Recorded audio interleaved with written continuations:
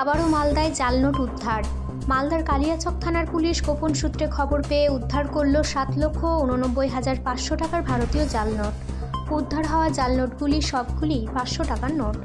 ঘটনায় 2 জনকে গ্রেপ্তার করে পুলিশ।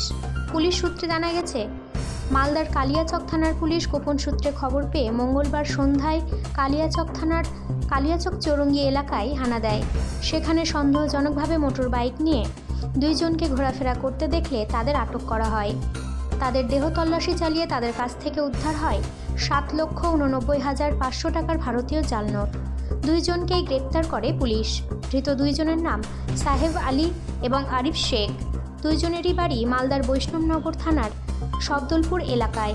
ধৃতদের বুধবার মালদা জেলা আদালতে পেশ করে 7 দিনের পুলিশি হেফাজতের আবেদন চেয়ে পুরো ঘটনার তদন্ত শুরু করেছে কালিয়াচক থানার পুলিশ।